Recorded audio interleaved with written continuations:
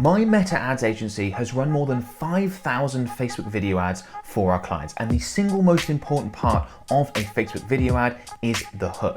If you get the hook right, it massively increases the chances that that ad will be successful. And in this video, I'm going to show you how to come up with tons of highly effective hooks for your Facebook video ads quickly and easily. Okay, so I'm excited about this one. I've got my notes in front of me because there are lots of different hook options that I want to run through, and I don't want to miss any out. But let's quickly start by just explaining what exactly the hook is. So the hook is the first 3 seconds of your video ads on Facebook and Instagram, and it is by far the most important part, because if people aren't hooked, if they don't watch those first 3 seconds, they're not going to watch the rest of the ad, and if they don't watch the rest of the ad, they're not going to hear about your product or service, they're not going to convert, they're not going to take the action that you want them to take. So it is by far and away the most important part of your Facebook ad, and it can make a big impact on performance if you can improve your hook. You can absolutely 10x the number of people that actually watch your Facebook video ad by improving the hook. You can change your hook rate from 3% to 30%. This is possible. And I'm going to explain more about hook rates and percentages and how you track this later on in the video. But I just want to really emphasize how important this hook is. At the end of the day, if people don't notice your ad in the first place, if they aren't hooked, nothing else matters. It's not going to convert. So what's the purpose of a hook? Here's how I'd recommend you think about it, right? So the hook is designed to sell the rest of the ad. It's the first 3 seconds. It's very, very short. You're not selling your product. You're not selling your service. What you are doing is grabbing people's attention and then convincing them to watch the rest. And the rest of the video ad is what's going to get people to convert. You want your ideal prospects going, oh, that's interesting, or yeah, that applies to me, and then deciding to watch the rest based off the back of that. And because the hook is the most important part of a Facebook video ad, it's the part that we test the most. And I'll have specific testing recommendations later on as we go through this video and how I'd recommend you structure that. But I just wanted to emphasize that point. Okay, so let's dive into the hook variations. There are lots of them, lots of different categories of hooks, and a lot to get through. So the first category of hooks that I want to go through are callouts. Specifically that use sort of labels, descriptors, things that people will self-identify. And this is literally the person within the video ad saying these labels, these descriptors that your target audience will go, yes, that's me, and then be far more likely to watch the rest of the ad, which is the whole point of the hook as we've been through. I really like this as a hook option, very easy to do, not high production value. It's just a case of making sure you say the right words and having a little think about it. Now, of course, when you're looking to go after your target market, there's lots of different ways people can self-identify and lots of different labels they might have. Some might be more or less pertinent to your offer. So you'll have to have a little think about that and think, well, does this one apply? Does this not? But let's go through the different types that we could use when it comes to call outs using labels, right? So the first one we could do is characteristics, people's personality traits. So you could have things like lazy, anxious, motivated. Does someone self-identify as one of those things? Now, of course, we're running Facebook ads here, so you've got to be careful with advertiser policies. If you start a Facebook video ad with, are you suffering from anxiety? That's far too on the nose. That's not going to work. But you can kind of say the same thing, but come at it from a slightly different angle. So instead of saying, are you anxious or are you suffering from anxiety? You could have something like, young men suffering from anxiety tend to find that. So you're not saying, are you to the person, but you're describing who you're hoping to target perfectly, assuming, of course, you then have a product solution that helps young men who are anxious. But that would be a way of using a characteristic. A lot of people think you can't use those in hooks. You absolutely can, but you have to do it just like I described. It's not, are you suffering from anxiety? It's young men who are anxious, da da da da da da. You know, you make like a more of a statement or something along those lines, or young men who are anxious often struggle with ABC. Okay, so the next one is location based. So this could go from really broad to really specific. So you could have Americans being like the most broad term, the whole country, or you could go with Texans for something more specific, or you could go with New Yorkers, or you could get really specific and talk about like a suburb of a city. And you could literally have the hook in your ad being like, Texans, did you know, da da da da da, and then you go on to the rest of your ad. And if someone is from Texas, lives in Texas, they identify as a Texan, that's far more likely to grab their attention. There are other planes in which you can do this, other sort of types of call outs. You could be based on income or wealth, you know, high net worth individuals, could be relationship status. So you could say things that are going to specifically apply to parents of small children, or people with elderly parents, or people that are just about to get married. You know, they're engaged or they're newly married. And there are, again, you have to be careful to not violate any advertiser policy. So you can't say something like, are you engaged? But like how I described previously, there are often ways you can go around addressing this. Profession is another one. If you're looking to specifically target lawyers or dentists or whatever it happens to be, you can use call outs that specifically speak to those people. Again, for this to be effective, like with all the hooks that we're going to go through, someone needs to go, yes, that applies to me, or yes, that is me, or yes, that is interesting to me. So when you're trying to work that out, one of the things to think about in terms of a spectrum with your call out hooks is how broad versus how specific to be. So I talked about that briefly with the location based. There is always going to be a sweet spot for every business. Like broad would just be everyone in your market. Like let's say it was my business, it would just be a hook that is Facebook advertisers, like all Facebook advertisers. That's on the really broad side of things. Really specific might be e-commerce businesses spending more than $100,000 per month. And that might be too specific because in my business's case, we work with lots of other businesses that aren't just that, right? Aren't just e-commerce businesses spending more than 100K per month. So there's often a sweet spot. For my business, it might be a compromise. It might be something like spending more than 5K per month on Facebook ads. That's typically our sort of minimum range for our done for you services. We have other offerings that suitable for smaller businesses and that, but for our done for you offering, that's typically our minimum. So we might start with a hook like that that's a compromise. It's not being too specific and just going after a certain type of business, because we do serve all different types of businesses, but it's giving a bit of information to make it a bit more specific. Now, it's really hard to work out how broad versus how specific to be before you've done a bunch of testing. So my recommendation would be create a whole bunch that sort of fit into different areas, test them and see which performs best. Would be my recommendation there. Now, before we get into some more video hook options that you can use, HubSpot, who I'm partnering with on this video, have created a fantastic free resource that contains 50 high-performing Facebook ads. There is a link in the video description below where you can download these Facebook ad examples. They've included ads from Nike, Hulu, Venmo, and so much more. My favorite part is that it's sorted by industry to make it easy to find exactly what you're looking for. Using this free resource to find high-performing Facebook ads to model from is one of the absolute best ways to create Facebook ads that deliver great results. You don't need to try and reinvent the wheel, especially when you're learning. I'd strongly recommend you check it out and use it to level up your Facebook ad creative. Check the link in the description below, and thanks to HubSpot for sponsoring today's video. Okay, another type of hook that you can use are questions. So you start by asking a question that you are very confident that your prospects will say yes to. Your ideal prospects will say yes to. Okay, so I've got some examples. For my business, do you struggle to get your Facebook ads to work? Now we know that the people that are potentially going to work with us, hire us, are going to say yes to that question. If they say no, well, they've probably got it. They don't need my help to begin with, right? So that's a good hook for our business. I'll give you some other examples. Do you spend too much time cooking and cleaning? Let's say you had a service that helped people out with that. And that might be a question that people are going to say yes to, and therefore are more likely to consume the rest of the video ad. Do you dream of changing careers? If your product or service is related to that, that might be a good hook, and you can think of other examples for your business specifically. So then we've got conditional statements. They're a little bit different to the questions. Questions are just quite like, do you, or are you, or have you, about a thing. Conditional statements have an if component to it, and that's why they're different. I would normally prefer to use a conditional statement because I feel the buy-in from the person hearing it is likely to be greater if it describes their situation. But we can absolutely test both. They're very valid. Let's give some examples of conditional statements and explain why they work, right? So for my business again, if you spend more than 100K per month on Facebook ads, we guarantee you a 30% improvement in your ROAS in 3 months. So if you meet this criteria, then something about us, business, offer, a few different ways to do that, but it's if then, that's the condition. Another example, if you can't walk your dog in the park because of reactivity, we have the perfect program for you. If you have this problem, we have the solution. You'll see, if you see my retargeting ads pop up, you'll see I use this one quite a lot because I do like it. It takes a little bit more thinking around the questions and they are linked, but I think a little bit more powerful. And then we can use outstanding results. That could be a really good hook because if that's interesting, if it's different, if it's something that people go, oh, wow, look at that.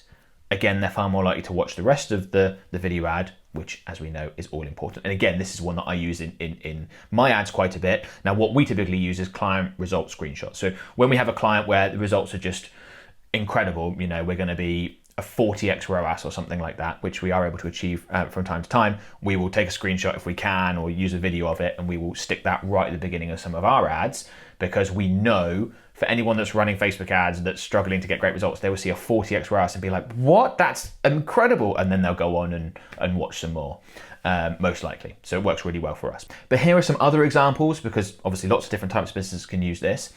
Here's one I came up with. See how this client added 100K of value to their home with our solar panels. Trying to sell solar panels, one of the benefits might be that increases the value of the property. That could be a hook to be like, wow, really? It could add 100 grand to the value of a property and they only cost, 15 or 10 or whatever they cost, right? That sounds great. Here's another example. How this Texan mum lost 50 pounds in 6 months without exercising.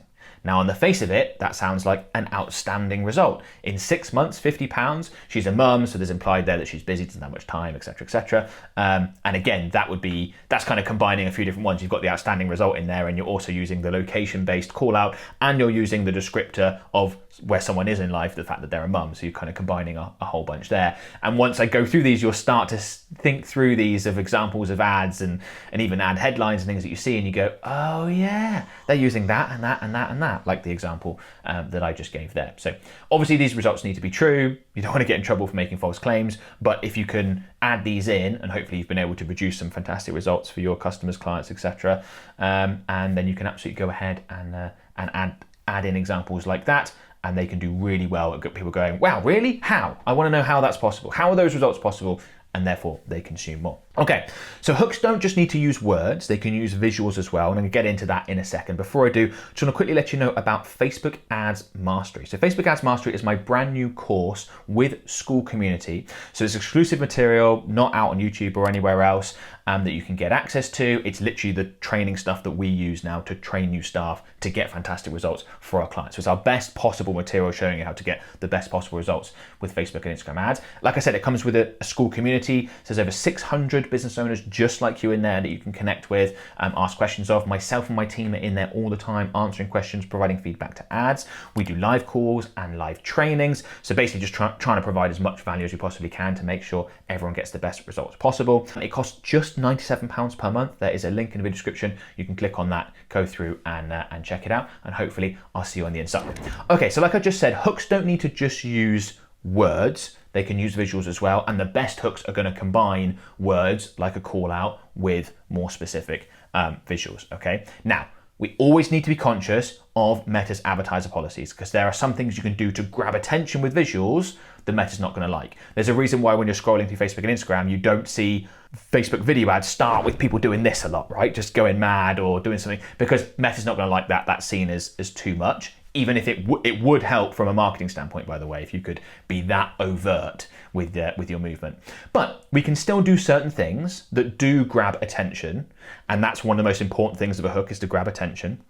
And that's, I think, often the call out, the words used is going to do more of the getting someone to go, oh yes, that's me, I'm going to find out more. The visuals is more about attention grabbing, and that's kind of how I think about it often, although the visuals can look to do both, and we'll go through some examples. So if we've got attention grabbing visuals or things we can do to grab more attention, bright colors.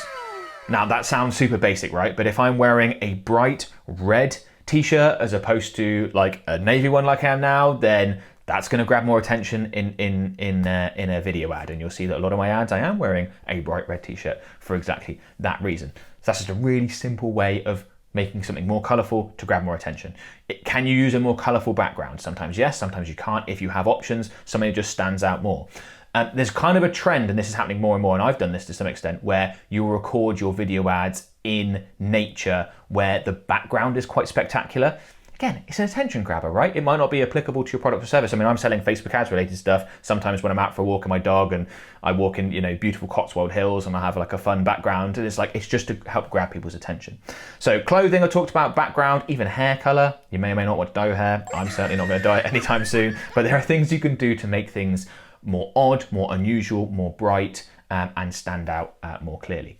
Movement. You can't do this at the beginning of a Facebook video ad, but you could have someone just sitting in a chair and getting started. You could have them walking. Again, a lot of my video ads, I'm going to be walking, because there's not only then the interesting background, there's then the movement, which helps as well. There are different ways that you can implement movement. You could do that with the editing. You could move the camera, a few different ways of doing it. I've got some video ads live right now where I'm sat at my laptop and then I'm calling my cameraman over, who then walks with the camera to come over, that's creating a lot of movement. But it's that initial like, yeah, come over, check this out. That movement helps. Now, the next one, and this is a great way to grab attention, even if it sounds quite basic, and that is attractive people. More attractive people get more attention than less attractive people. And it can be awkward. I've reviewed so many Facebook video ads. It can be awkward to say to a business owner, I don't think it should be you in these video ads. Oh, okay. Either because you could find someone much more attractive or someone much more charismatic and much more comfortable on camera. Some people just aren't naturally very good at that, and it'd be very difficult for them to develop that skill. And you think, look, we could hire an actor to do this for you, find someone much more attractive, it won't cost a lot of money, and I think you're going to get significantly better results, because attractive people, they just get more attention. We all know that's true. Marketers have used that forever. And you know, it is what it is. So if that means that you're hiring someone else to do your video ads instead of you being in there, that's absolutely fine. From a business standpoint, I do think it's also better to not have that tied up with the business owner. If you ever want to sell your business, it's very difficult. If you're the one in all the ads, you're going to have some sort of ongoing commitment there, and you don't want it to be constrained by you all the time, unless you've built your business around a personal brand, which we have in my case. Therefore, I'm in all my ads. But it is very useful if you don't have that. If you're like an e-commerce business, for example, to be able to use lots of different people that aren't always you allows you to create more ads, and it means that you're not the bottleneck. Okay, so the absolute master level of using attractive people in your Facebook video ads is to combine that with using an influencer. So a lot of influencers are attractive people, not exclusively, but they are. But if you can combine the two, so it's a more attractive person, which is going to get more attention, but also if it's an influencer, someone that your target market knows about, those are nearly always the scenarios where we see the absolute best hooks. Best performing hooks, best hook rates are when we've got an influencer in the video ads, and we know that that's a scroll stopper. Someone goes, they recognize that person, they go, oh, and they check it out purely because of the person in there. Now, of course, you could combine that with then using the call out method within their hook as well to really grab someone's attention, and then they're far more likely to consume the content, far more likely to convert, purchase, become a lead, etc. I've actually got a whole separate video about using that as a creative strategy. I'll include a link in the video description. Right, so those are the attention grabbers. There's other things we need to talk about when it comes to the visuals in your hook. The next thing is we've got the setting. So you want the setting to make sense and again speak to your ideal prospect. So if you are selling to dentists, it'd be a really good idea to record the video ad in a dental practice. It's just immediately going to speak to those people. They're going to almost subconsciously, but obviously also consciously if they gave it any thought, think this is for me, and you're likely to improve your performance. You know, if you're selling meal prep, I think is one of the examples we gave previously, to busy mums, do that in a domestic kitchen, potentially with, you know, kids kicking off in the background and all sorts to make things difficult. That is the right setting to sell that product or service. And you want your audience to immediately identify with the scene, with the setting. They're more likely to A, consume it, and then B, convert if you do. Likeness, this is an important one. People are more likely to watch content from people that look, sound, act like them. They're also more likely to buy from ads that include people that look, sound, and act like them.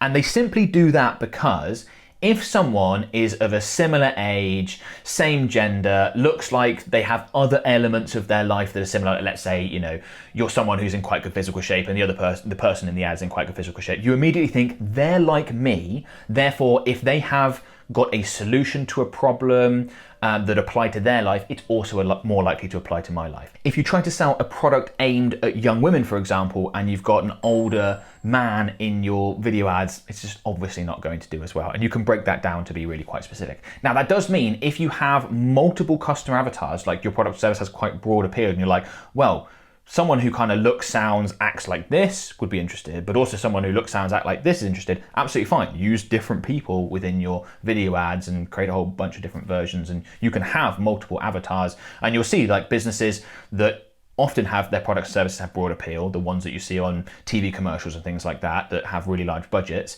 they will have lots of different types of people within their ads. So likeness is really important. Okay, so the next thing that we need to think about when it comes to our hooks are what actions are taking place within those first few seconds. You know, we've got all the various things, other things lined up, but we want the actions that people are taking to make sense. So we used the example earlier of, let's say, it's a business that sells some sort of dog training related thing, right? And one of the problems that they address, one of the things they have a solution for, is someone can't walk their dog in the park because of reactivity. They're sort of reacting negatively to all the other dogs. If at the beginning of your Facebook video ad, you have footage of a dog being reactive in a park and that causing issues. Benton!